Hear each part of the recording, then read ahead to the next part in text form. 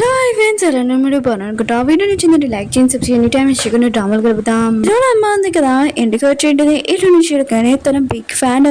ఎందుకంటే హీరోనే ఒక యాక్టర్ కదా. ఇంక హీరోని అమ్మ అంటూ ఉంటుంది, నా కొడుకున్నా కదా చాలా లక్ చేసుకున్నాను, నిన్ను మ్యారేజ్ చేసుకున్నందుకు. ఆయన కూడా నువ్వు చాలా బాగా అందంగా ఉన్నాను హక్ చేసుకున్నాను. వెనకాల నుంచి మన హీరో అన్నాడు కదా, వాళ్ళ అమ్మ మాటలు ఇదంతా వింటూ ఉంటాడు, వాళ్ళిద్దరిని చూస్తూ ఉంటాడు. అప్పుడే బట్టలు ఉంది కదా వచ్చి హీరోకి చెప్తూ ఉంటుంది, ఎవరో కలవడానికి వచ్చాడు, హీరోని వాళ్ళ సిస్టర్ అంట. ఇంకొక పర్సన్ ఉన్నాడు కదా, ఆ బేబీ నా బేబీ అంట, మీ బేబీ కాదని చెప్తున్నాడని అంటూ ఉంటాడు. హీరో అంటూ ఉంటాడు, వాళ్ళని లోపలికి తీసుకుని రాని అంటూ ఉంటాడు. హీరోని అంటూ ఉంటుంది, మీకు నా మీద అనుమానంగా ఉందా, ఆ బేబీ మీది కాదు కదా అని అనుకున్నాను ఏంటి అని అంటూ ఉంటుంది. హీరో అంటూ ఉంటాడు, నేను ఏం ఆలోచిస్తున్నాను నీకు ఇప్పుడు తెలిసిందని అంటూ ఉంటాడు. బట్లర్ ఉంది కదా, ఇంకా హీరోయిన్ సిస్టర్ని ఇంకా అడుక్కున్న వాడిని తీసుకుని వచ్చేది. ఇంకా హీరోయిన్ సిస్టర్ అంటూ ఇది, మా సిస్టర్ ఉంది కదా మీకు అర్థం చెప్పింది, ఆయన కూడా ఆ బేబీ మీ బేబీ కాదు, ఆ రోజు నైట్ స్పెండ్ చేసింది ఈ పర్సన్తో అని అంటూ ఇది, ఆ పర్సన్ చెప్పాడని అంటూ ఇది. ఇంకా అడుక్కున్న వాడు చెప్తూ ఉంటాడు, ఆ రోజు నేను వెళ్తున్నప్పుడు హీరోయిన్ నన్ను లాగి తనతోటి నాతో మిస్బిహేవ్ చేసింది, ఇంకా మీ ఇద్దరు నైట్ స్పెండ్ చేసామని అంటూ ఉంటాడు.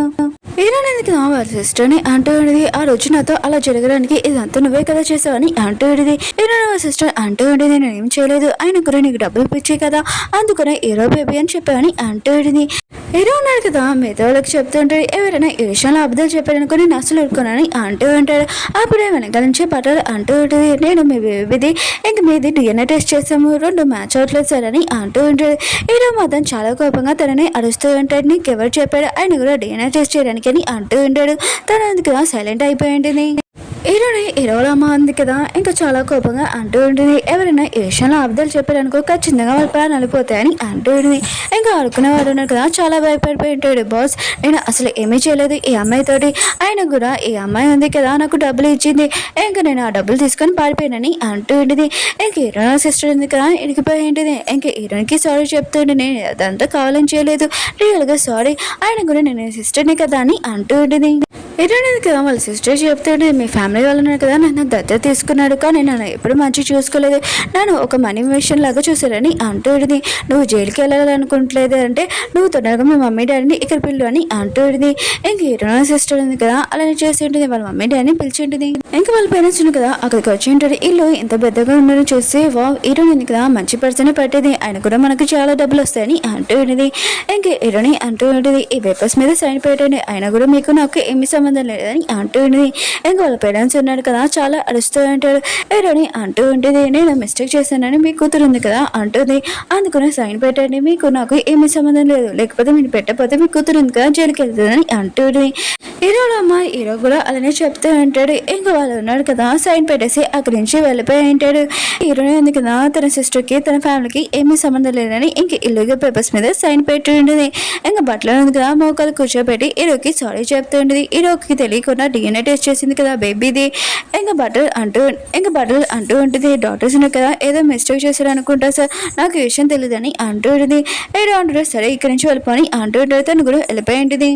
హీరోలో అమ్మ ఉంది కదా హీరోని తోటి చాలా మంచిగా మాట్లాడుతూ ఉంటుంది. ఇంకా తనకి గిఫ్ట్స్ కూడా ఇస్తూ ఉంటుంది. కానీ హీరోని అంటుంది వద్దని అంటూ ఉంటుంది. హీరోలో అమ్మ అంటూ ఉంటుంది, నువ్వు ఇంటికి ఆర్డర్వి ఆయన కూడా తీసుకొని అంటూ ఉంటుంది. ఒకవేళ నా కొడుకున్నాడు కదా నీతోటి ఎప్పుడైనా గొడవ పెట్టుకున్నా కూడా, నా కొడుకున్నాడు కదా నేను ఏమైనా అన్నా కూడా నాకు చెప్పు, నా కొడుకు నేను బాగా బుద్ధి చెప్తానని అంటూ ఉంటుంది. అప్పుడే హీరోల అమ్మకి ఇంకా అమ్మమ్మ నుంచి కాల్ వచ్చేటుంది. ఇంకా హీరోల అమ్మని తిడుతూ ఉంటుంది, ఆయన కూడా నీ కొడుకున్నాడు కదా ఎవరో అన్న పర్సన్ అమ్మాయిని పెళ్లి చేసుకున్నాడు, అసలు ఎలా కుదురుతుందని ఇంకా తిడుతూ ఉంటుంది. అప్పుడే హీరోయిన్ కదా ఫోన్ తీసుకున్నట్టు ఇంకా అమ్మకి చెప్తూ ఉంటాడు, నేను హీరోని పెళ్లి చేసుకున్నాను, ఆయన కూడా ఇది నా పర్సనల్ మ్యాటర్ మీకు చెప్పాల్సిన అవసరం లేదని అంటూ ఉంటాడు. హీరోల అమ్మ అంటూ ఉంటుంది, అమ్మని మనం ఎదోలాగా ఒప్పిస్తామని అంటూ ఉంటాడు. కానీ హీరోయిన్ ఎందుకు టెన్షన్ పడుతుంది. హీరో అన్నారు కదా తను చేపట్టుకొని ఇంకా తన రూమ్ లో లాక్కొని వెళ్ళి ఉంటాడు.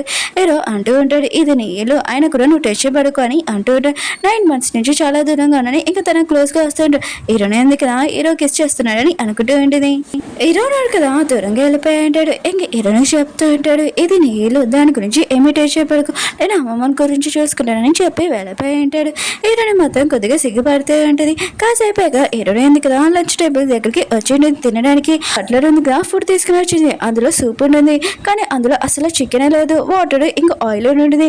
హీరోని ఉంటుంది, ఇది నేను తినాలా, నాకు వేరేది కావాలని అంటూ ఉంటుంది, చికెన్ సూప్ కావాలని అంటూ ఉంటుంది. బట్లర్ అంటూ ఉంటుంది, మా సార్ ఉన్నా కదా ఇదే ఆర్డర్ చేశాడు, ఆయన కూడా ఇదే నువ్వు తిన్నా తినాలని, తింటే తిను, నీ ఇష్టం, తినపోతే నీ ఇష్టం అని ఇంకా చెప్పి వెళ్ళిపోయింది. హీరోయిన్గా కాసేపు అయ్యాక ఇంకా కిచెన్ రూమ్లోకి వెళ్ళి మిగతా వాళ్ళందరూ వంట చేసే వాళ్ళు ఉంటారు కదా చెఫ్. హీరోయిన్ చూడగానే షాక్ అయిపోయి ఉంటాడు. హీరోయిన్గా ఫ్రిడ్జ్ నుంచి చికెన్ తీసుకుని ఉంటుంది. ఇంకా వండుదామని వెళ్తూ ఉంటుంది. అప్పుడే ఒక వేడిగా ఉన్న గిన్నె ఉంటుంది కదా, అది టచ్ చేసింది. తను చేయి బాగా కాలి ఉంటుంది. ఇంకా గట్టిగా అరిచి ఉంటుంది.